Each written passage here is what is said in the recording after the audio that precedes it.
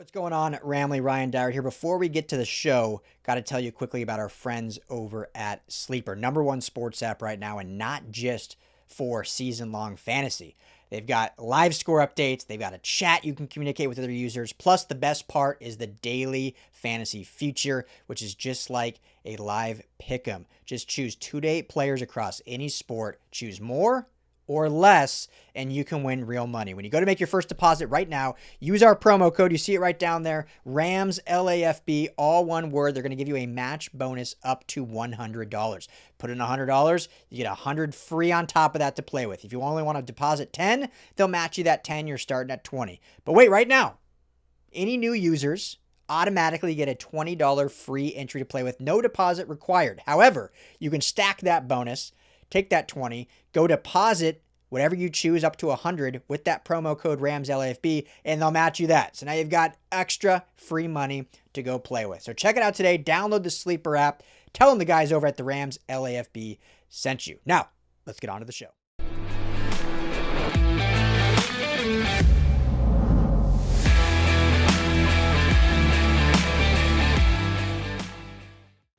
What is up, Los Angeles, and welcome back to your Rams LAFB show. We're doing a little something different. We're going to do kind of a deep dive into this Cardinals game. We might do this every week if it works out for us, if things there we go. Things are good. But we're back. All right, cool. And to do that, we have a special guest, Pierce DeLuna of the First and Tuna Podcast. He's joining us here today to kind of dive into a couple of elements from this game that caught our eye, made us perk up a little bit, caught our attention. And we were talking a little bit heading into this one. Obviously, the score caught the attention, but I started to glaze over a little bit just because this game was so lopsided, but still plenty of takeaways on my side. What we haven't talked in a little bit, but catch us up on where you've been with this Rams team, a little bit of a roller coaster with the Panthers, and then back with the Cardinals. I've been tucked away in my creator cave, trying to pump out content and follow this team up and down. I'm glad that we're not dealing with 2023, 2024, momentum of the really ups and downs. An up and down for this season is the Panthers game. Like, you got to kind of really count your blessings if you're a Rams fan. Like, if that's the worst it gets, a single, a field goal loss to a upstart Carolina Panthers game, I'll take it. So for me, this is the best team in the NFL. The loss last week, no one's going to go perfect. You're going to lose some games. Their other 2 losses are tough, close ones to top NFC teams, in my opinion. And yeah, this is the best team in the NFL. Like, when they're clicking and they're on, there's very few teams that can really do anything about it on a quarter-to-quarter basis. So that's where I'm at right now. Yeah, for sure. And you kind of went out there on a bit of a limb and called out the people out there that are calling for Drake May MVP. You're saying that's all bells and whistles and smoke and mirrors. Maybe I don't want to get you in trouble with any Patriots fans that might come across this, but what have you seen from Drake May and also from Matthew Stafford, where you're sold on Stafford already? Like, he is the MVP in your mind. Is that right? It's been that way for a few weeks now. And in our little bit of time that we've known each other this year, you can tell, I try to be not as biased as a lot of other people, like fans included.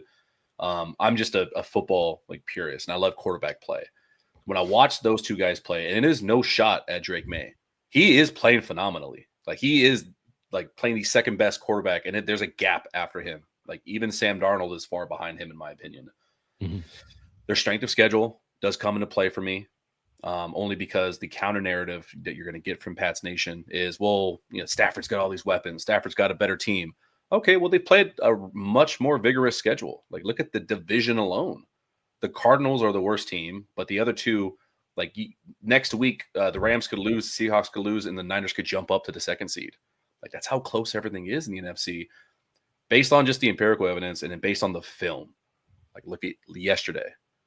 Some of those throws Matthew Stafford's making, not everything shows up on the stat sheet, but a those bullets over the middle to Puka Nacua. It's like, yeah, we're amazed by his catches, but how did Stafford fit that in there? Yeah. Half the time. So every week too. Every single week, I have to stop and say there's like 3 guys on the planet that can make a throw that Stafford's making. And when I compare the strength of schedule, the fact that they're so close to each other, I'm sorry, but Drake May is going to have to be far ahead in every statistical category with that schedule. There's a chance that you're facing them in the Super Bowl, so you get 1 and 2 against each other. But hey, those are both all pro guys. My beef is really with the media. Like, hey, stop.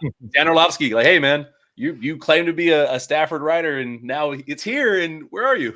Like, this is what you've been waiting for, and he's here now. So, yeah, I brought this up to Brock Vieira of Rams SI, who we both met out at Rams training camp. Really great guy, doing a lot of good work. He thinks there is a media bias against specifically West Coast teams. I don't know if I'm fully onto that, but there is something about Stafford and the Rams where it takes the media a long time to admit and buy in and fully see and realize what how good McVay is and Stafford is and whatnot. And I think it's almost like they're just too good too often in a way where it's like boring. They're doing almost boring. Yeah, I made one person mad by saying they were a little boring, but this is the expectation that this team is a playoff team, and now that they're a legitimate number 1 type team on the scene, now everybody's going like, oh wow, now this is what we've been talking about. And watching this last game, specifically on the offensive side, we saw them return back to a high level of 13 personnel, which I thought was interesting last week against the Carolina Panthers. That dipped a bit, and I was curious if that had to do with a Higbee being out kind of thing, or if it was something that the Panthers defense was showing them that they didn't necessarily like 13 personnel. But I mean, it's really what unlocked the Rams offense. Early on in the season, the offense wasn't looking this fluid and open, and it felt herky-jerky and forced. And it was like the Puka Nacua show, and we were trying to get Devontae Adams involved, but that wasn't quite working. But now it just seems like everything is clicking on the offensive side. Just from your perspective, what is this 13 personnel in this game specifically? What does it kind of open up for them? Man, I love how they have different kind of subset packages within 13 personnel. Mm-hmm. When you look at not just, we talked about it earlier on our morning show. My co-host Joe mentioned how 13 personnel with Puka was like different looks than the 13 personnel at the goal line with Devontae. And then when they're in open field, like middle of the field situations, they've got Konate Mumfield out there. And it feels like they want to go to different play sets and different looks based on what wide receiver is out there.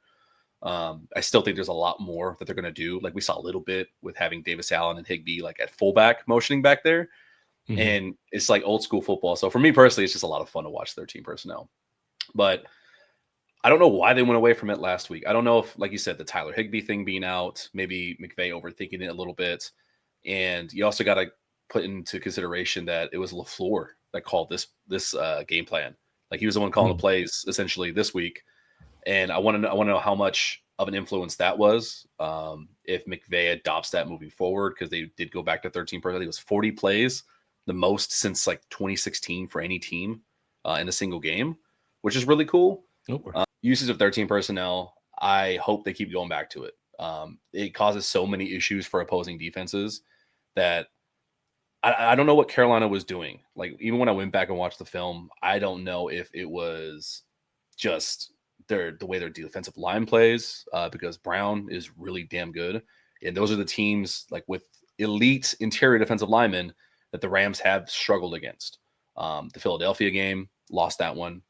The Seahawks game, they weren't able to do a lot of stuff. Hey, you're back. Hello. That was weird. I'm just talking more about 13 personnel and how it's good they got back to it, but the teams that have given the Rams trouble have elite interior defensive linemen. So I don't know how much that mucks up the usage of 13 or if there's any parallels to it. The Seahawks defense, obviously elite on the inside. They gave them some problems. The Niners at times, and then the Eagles game as well. Hard to run in between the tackles despite the personnel. So regardless, I hope they keep using 13 personnel. Tight ends are all good. They're able to catch touchdowns and make plays. It's nice to see Parkinson getting involved a little bit more too. Yeah, what was interesting for me, going back to the 11 personnel and just a lot of Puka Nacua and feeding him a lot, it seems like they're actually working it out so that Puka can be involved heavily. Well, this game specifically, it was, huge day for him. 167 yards, I think, was his final total. Nate Adkins of the Athletic pointed out his first 2 touchdown reception game, multiple reception game, which is mind blowing to think about.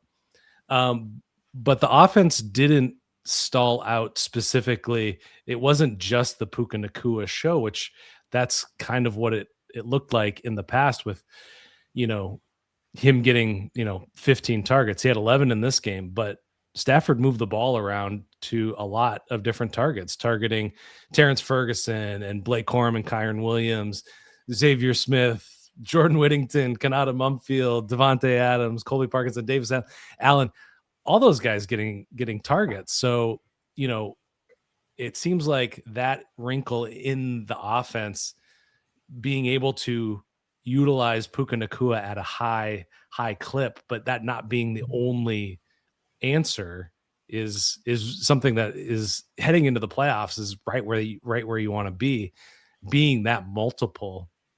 And you bring up LaFleur, and he was kind of brought in to really hone in the rushing attack, and 13 personnel has really unlocked that for the Rams. Just looking at EPA per play in 11 per rush, 0.025 is their EPA per play. In 13 personnel, it's 0.376. So big job.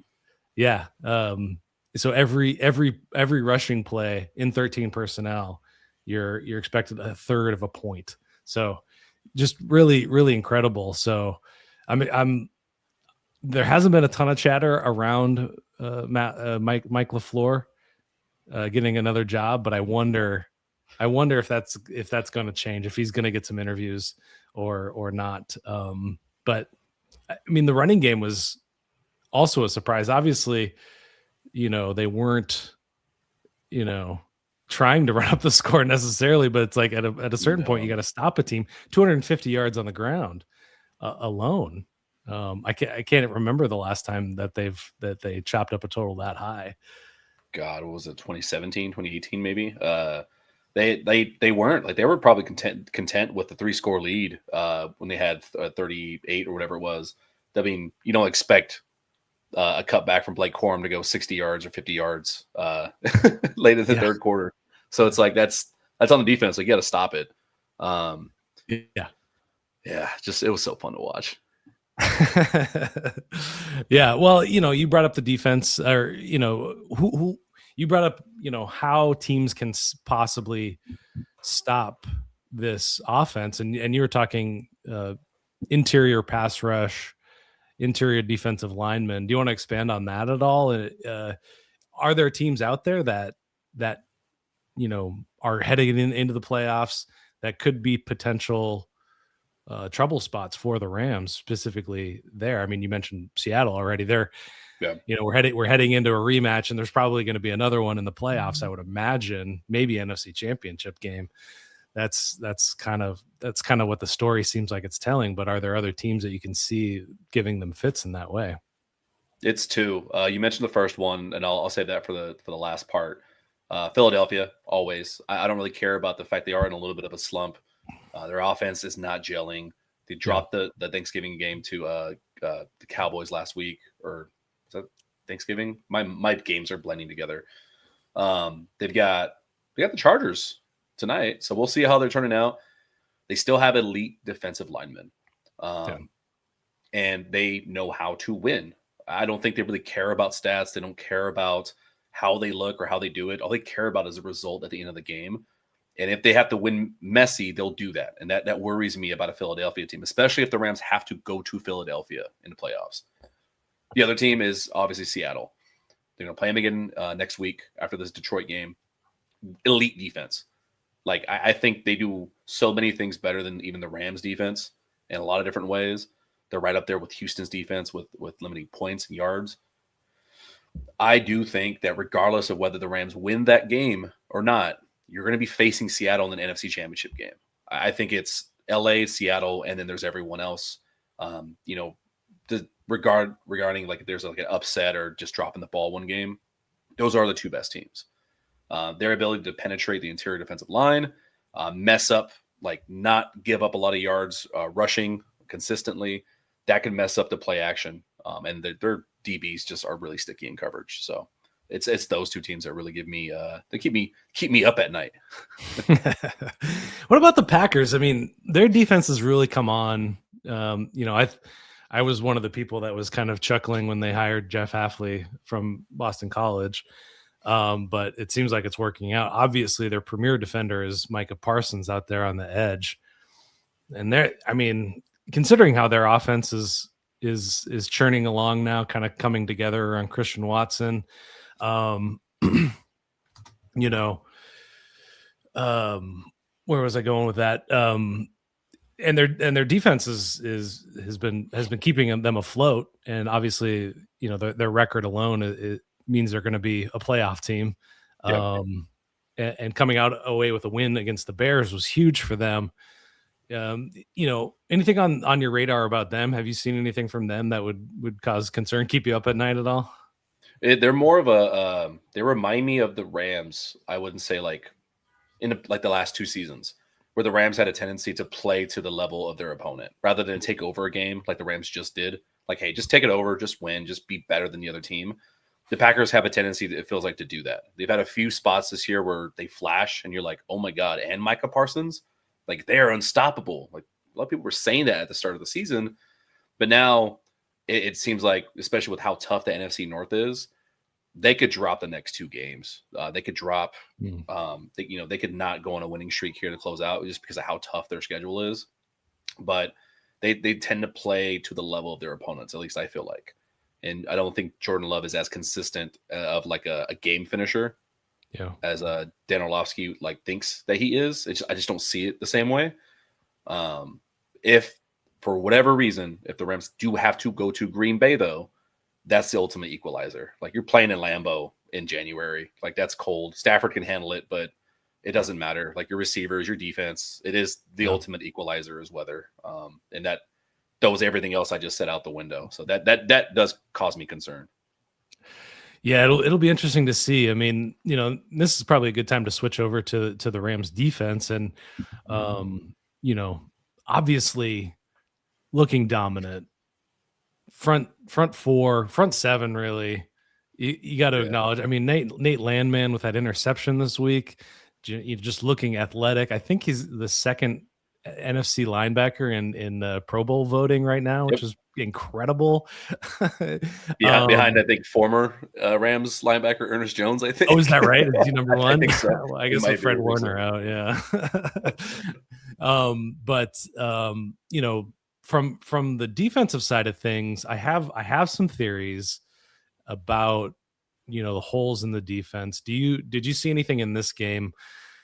Obviously, they pretty much shut it down against the Cardinals and Jacoby Brissett. But is there anything from this game that you kind of caught your eye, made you interested, made you perk up and pay attention to the defense in a bigger way? More so the last 3 weeks. I mean, throwing the Tampa Bay game out the window just because it was such a butt whooping. Didn't really matter. They miss Quentin Lake. It's not so much like somebody else talent-wise can't step in and do certain things. Like Tank McCullough had a hit that made me almost drop my drink yesterday. There's so much talent there. It's the communication. They finally got their system in place where, hey, you got your captain back there, and it's for fans. It's not so much of him pointing out, hey, you go here, you got this guy. It's the unspoken things. It's the comfortability that Cam Curl and Cam Kinchins have, knowing if we've got this certain look, I know Quentin's going to be here. Now you have someone else in that role. There's uncertainty. So that's why you're going to see guys more open. You're going to see guys losing their spot in coverage. I think part of that may have been why on the last play in Carolina where someone was wide open, I don't think that happens if Quentin Lake is out there. I think guys are a little bit more comfortable with their assignments with Quentin out there. Regarding yesterday, there was a lot of passes that got missed by Brissett that could have kept them in the game. The sticky coverage, I think Witherspoon needs some ramping up to do. He didn't look himself like we were expecting at the start of the season. I don't know, if is he 100% or did they use this game as hey, we're going to win anyways. Just, get some game speed back into you. And Forbes, he's got his confidence back. I think last week probably shook him up a little bit, I would assume. Yeah. Especially when you go against bigger receivers, he seems to be less consistent when he goes against bigger receivers. And 165 pounds, that's rough. That's tough. Yeah. The secondary, it's always been the thing on the radar for everybody. The worst, let's say, unit on this team, the liability, maybe some of the words that people have used about it. And I think they got a lot of praise for over the last few weeks heading into that Carolina game, coming up with big plays and changing the complexion of games for sure. But I think it kind of glossed over maybe that, and then losing Quentin Lake, obviously huge. Josh Wallace, I was curious, are they going to continue to run dime at such a high level? Last week against the Panthers, they brought that way down and then shot right back up again. And Josh Wallace kind of the main beneficiary of that, which brings up a lot of questions about, are they going to extend? Are they going to offer another contract to Quentin Lake? And I don't know, just because there's so many guys that have to get paid behind them. All of those defensive lineman contracts are coming up. Puka Nacua, top of the market deal, I imagine next year. Yeah. Maybe resetting it. I don't know what his cap hit will be, but it's definitely going up. It's no longer that fifth rounder. But the DBs are getting super thin. Darius Williams missed this game with an injury. He's been kind of in and out, a little bit inconsistent, probably due to injury as well.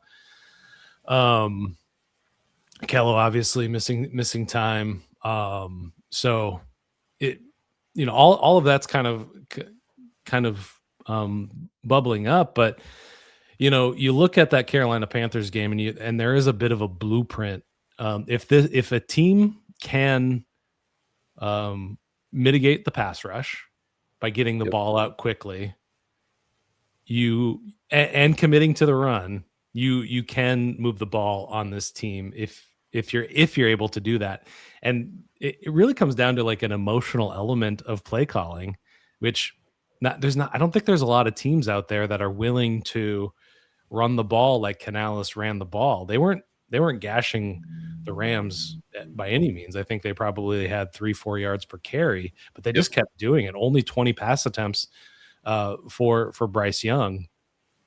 And obviously he made it pay. And you look at those first couple of drives from the Cardinals, and I think that kind of illustrates this, but they just didn't stick with it. So, short middle pass to McBride, 3-yard run, deep pass to McBride, run for no gain, 19-yard touchdown pass. So, a little bit of, dink and dunk mixed in with deep passes, but I went and looked and tried to see if there was any correlation to, getting the ball out quickly. So week 5, that's that Niners loss. Mac Jones was getting the ball out 2.36 seconds. He had 49 pass attempts in that game. Versus week 14, just this last game, 2.85 seconds and 44 pass attempts for Brissett. So the passing at a high time in almost 3 seconds. Last week it was a respectable 2.67 seconds for Bryce Young to get it out. So it doesn't track entirely. Like week 12, 2.47 seconds for Baker. 34 pass attempts. Obviously, they didn't work out, but Didn't matter. Yeah. I think there's something there. And Bryce Young's average depth of target was 5.5 yards, super short. And Mac Jones was just 6 yards. Like league average is right around seven yards. And so there is something to this defense where if you can commit to that, and I don't, Shanahan will commit to it. Obviously Canales will commit to it, maybe LaFleur, but I don't think Jordan Love is going to commit to dinking and dunking against this team. He wants to take shots down the field. What are your thoughts on that rambling idea? It wasn't rambling. It's actually funny because we've been talking about it since last week. I put together a spreadsheet of the pressure rates. Feel like they just felt like they've been down. Like the sack numbers have been lower since week 9. I think the first 4 or 5 weeks they had like 15 sacks. Not counting yesterday, like weeks 10 through 13, they had 6 sacks. There was 2 goose eggs on the board. And the ones that stood out to me were the ones you pointed out. San Francisco, both times. Carolina, obviously. And then Seattle in spurts. Seattle is like a weird one because you're not going to get 4 interceptions on like many times in any season. So it's just like you kind of chalked it up to Sam Darnold legitimately having a bad game. Not to validate Seahawks fans, but yeah, no, he had a bad day. Mixed with you're opportunistic, you got to be in the right spot. They were. You got to commit to the run. You got to just get 3.5 yards per.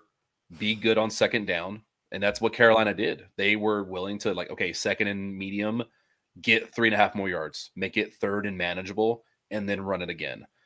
And it seems like they did that. San Francisco, it's kind of the same concept, but you have to be willing to just fully commit to, hey, quick pass concepts, get rid of the damn ball.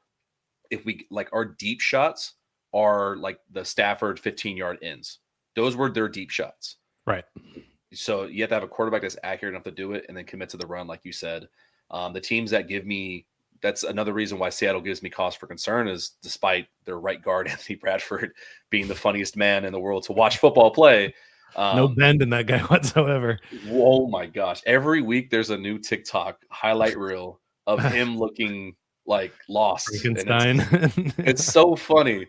But they're willing to be diverse on offense because their offensive line will hold up enough. Sam Darnold is accurate enough, and Kenneth Walker is dynamic enough. Philadelphia still gives me goosebumps because it's still Saquon, it's still Jalen Hurts, his mobility. Those are things that can hurt you. The Packers, Jordan Love is more willing to take shots downfield, but Josh Jacobs is a very good running back.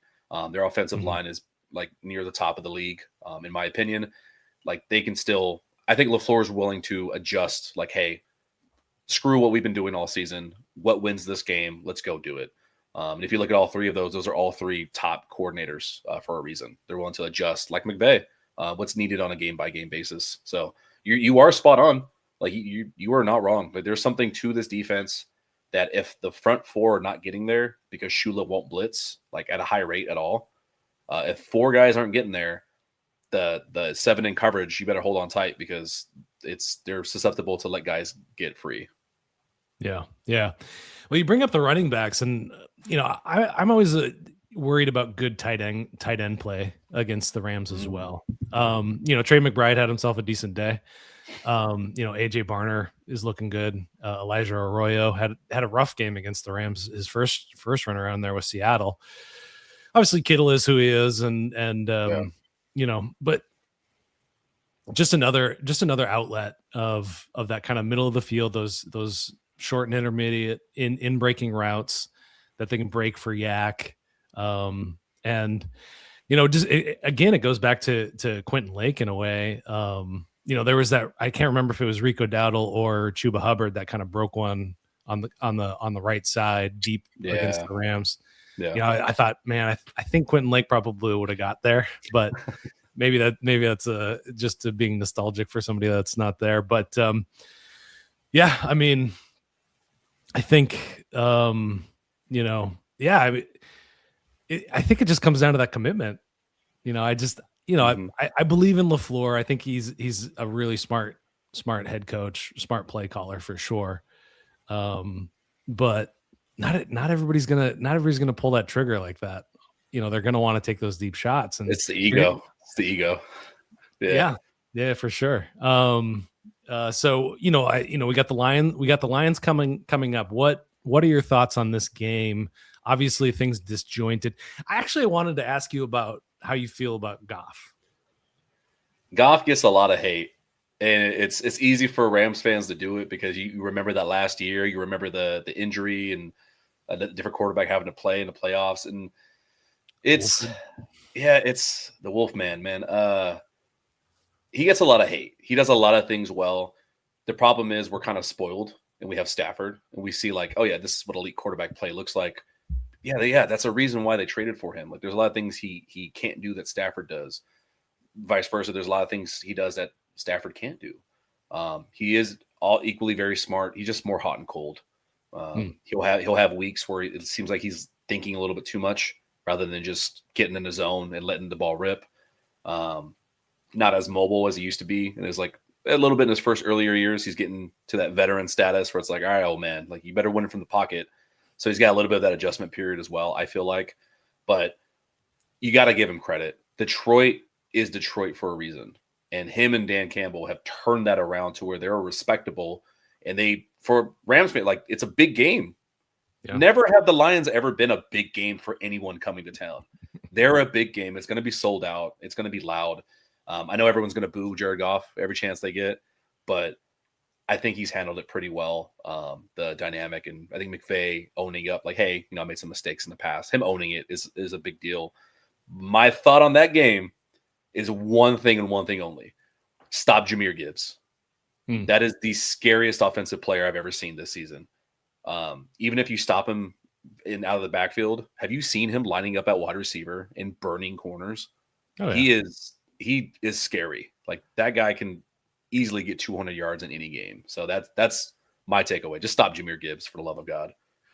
Yeah, I don't play fantasy football. I don't pay attention to it very much, but I saw a chart. Hayden Winks of Underdog put it out. And it's like Christian McCaffrey, Jahmyr Gibbs, and then a mile before any other. Yeah. And it's fantasy, so it is what it is, but still indicative of that kind of game changing and game breaking, big playability. So what do you think? I think it's going to be a little bit lopsided because I don't love the Lions offensive line anymore. I think the Rams can get a lot of pressure on Goff, and that is when you see him collapse at his hardest. So I've predicted, even going back to the preseason, but what do you think? Do you think blowout, close game? What do you think? Ooh, I think it ends up being more of a shootout. I think we're getting high 20s, low 30s. A lot of offense, just because it's a playoff game. Like, these next 2 weeks are the playoffs for the Rams. Like, these matter for seeding. These matter for division winners. The Lions, similarly, they're fighting for their life. And yeah, there's a little bit of that where, like, when the lights are brightest, Jared Goff has not shown up. Every once in a while, a player is going to get his. He's coming back to LA again, fighting for their lives. He hears all the noise from Los Angeles. Like, this is going to be a big game. I think the Rams take it, obviously, but I think we're talking like a 34-32 type game. I don't see a lot of stops. I see a lot of points happening. He does have a chip on his shoulder, very publicly, regularly talks about it, always asks about it still too. It feels like ancient history to me, but I'd be annoyed if I was him. It's like being asked about an ex-girlfriend all the time. It's like, come on, that was like years ago. Like, what are we talking about? Excellent. Yeah. So tell the good people of the Rams LAFB Show where they can find you. Hey guys, First and Tuna Podcast here on YouTube. Follow us on Instagram. I think my Instagram is first.and.tuna. And then obviously on X, Twitter, if you still go by its legal name, we're there as well. Right on, man. Thanks as always for joining us and for all of your insights. I appreciate you. And until next time, guys, go check out Sleeper Fantasy. They have been with us all season long. They are matching $100 up to $100 if you use the code Rams LAFB. If you don't want to use that code, they're just going to give you $20. No deposit necessarily. Free just if you sign up. So that's that's what's happening with them. And of course, go check us out on lafbnetwork.com. Rams LAFB. Like, subscribe, and follow. Tell your friends too if you're enjoying this. We've ramped up. We're doing a lot more video content. That's what the kids like, isn't it? Isn't that right? I don't, man. I'm old. Well, that's me. I don't know. But you do a great job with the video content on Instagram. I still can't figure it out. But we'll be back with Aaron Coscarelli live from Rams HQ on Wednesday. So be prepared for that and checking that out. Until then, friends, we'll see you then.